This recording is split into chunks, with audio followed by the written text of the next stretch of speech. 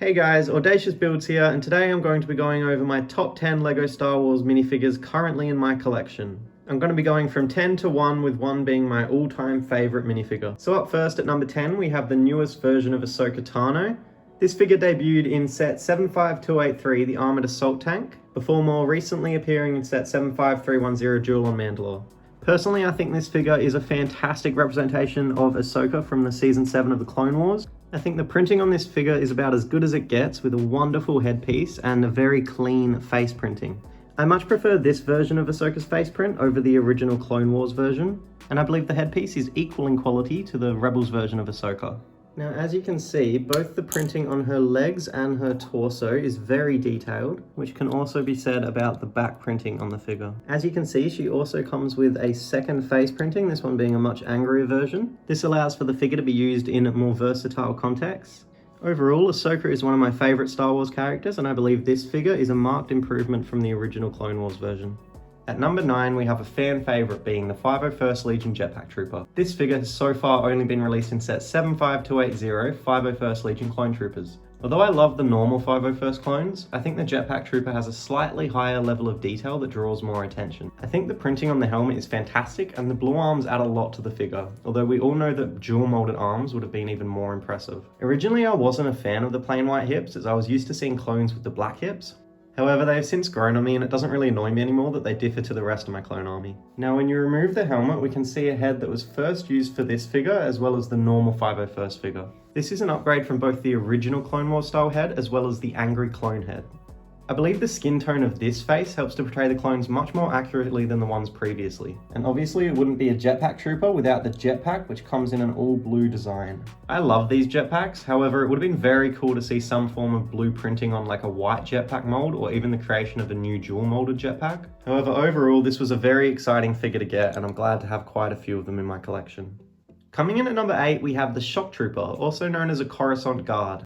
This figure was released in only one set in 2014, set 75046, Coruscant Police Gunship. This figure actually has quite a high level of detail, especially on the helmet, and I think the red arms help the figure to stand out. Now, as the figure is from a set based on the Clone Wars TV show, he does have the classic Clone Wars style face print. I must admit, although I do have a high level of nostalgia towards the Clone Wars style faces, I do prefer the normal style heads and Phase 2 helmet printing over the cartoony vibe. Still, it's a great figure, and this figure is actually one of the first Phase 2 figures I ever got, which is pretty lucky considering I got them for a very good price only last year. At number 7, we have my main man Obi-Wan Kenobi. This is episode 2 Obi-Wan from the Republic Gunship, set 75021, released in 2013. Now, Obi-Wan is by far my favourite Jedi in the Star Wars universe, so I had to include him in my top 10 minifigures, and I just think personally his episode 2 hairstyle and robes is one of the best portrayals of Obi-Wan that we've currently got in LEGO. This figure also comes with a second face print, which is also very detailed, and I think having both allow for you to use him in mocks pretty easily. One of the most recent additions to my list is Gar Saxon, coming in at number 6. This figure was released only this year in set 75316, Mandalorian Starfighter, opposite Bo-Katan. This is an incredibly detailed figure with a stunning colour scheme that looks fantastic when put alongside Darth Maul. As you can see, the helmet is a brand new mould, and I think it came out pretty accurately. As you can see, there is also quite a detailed face print under the helmet. However, I must say I'm a little disappointed that there was no hairpiece included for this figure. But overall, this figure was a welcome addition to my collection, and I love having him on display. At number 5, from the same Republic Gunship set as Obi-Wan, we have Episode 2 Padme. This figure is by far my favourite version of Padme, and the Geonosis Arena scene in Episode 2 is one of my favourite scenes in all of the Star Wars movies. I think this figure did a fantastic job at portraying Padme with an accurate hairpiece and a very accurate face and torso printing.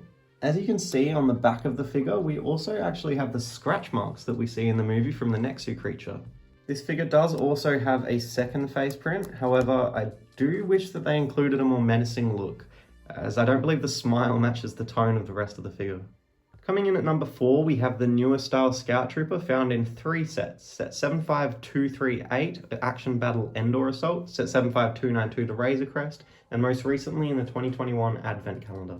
In my opinion, this helmet may be the best upgrade I have ever seen to an existing design, with the dual molding bringing on a very high level of detail without making the helmet obnoxiously large, as some have found to be the case with the regular Stormtrooper helmet. The torso and legs don't leave a lot to be desired, and the black arms tie the whole figure together.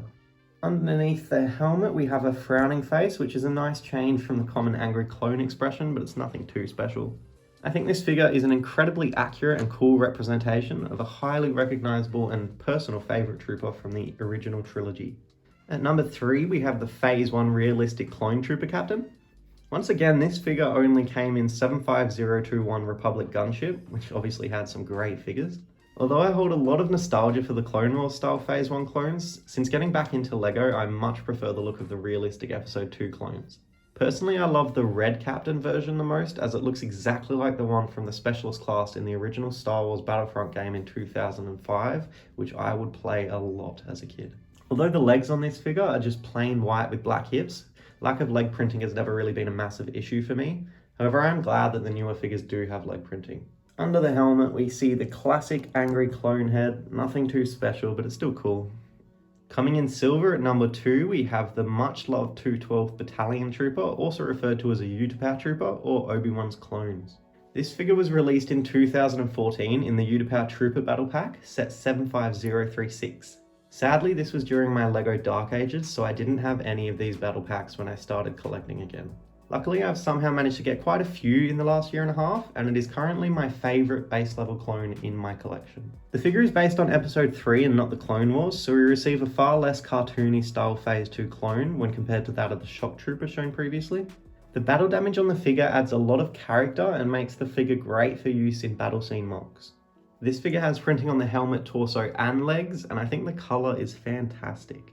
When you take off the helmet, you'll see that as this figure is based on Episode 3, we get the normal angry clone head. Overall, this figure is absolutely stunning, and I would love to have a proper army of these guys one day.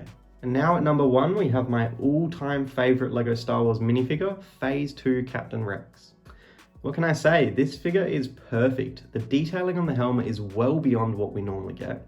And this figure even has the tally marks Rex has on his armour, not just on the helmet and the torso, but also on the legs.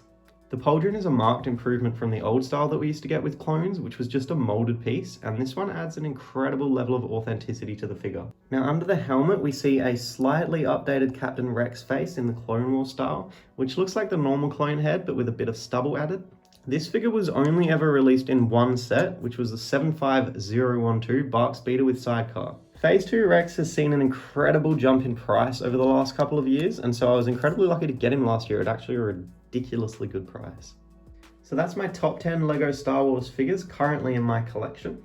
I must say this list was actually quite hard to make, and I did have a bunch I would have loved to talk about that just didn't make the cut. I also had to try avoid making the list just completely filled with clones, so I did kind of group a few clones together and pick my favourite to make it into the list. So for example, out of all of the Phase 1 realistic clones I have, the Captain is my favourite, so I included him only, even though the others are technically around the same spot in my list. This way I could show a more diverse range of figures while still keeping true to my top 10 list. Well, if you're still here, thank you so much for watching and I hope you enjoyed. Comment down below what your top 10 figures you own are, and be sure to subscribe to see some really cool figure hauls I have coming very shortly. I'll catch you later.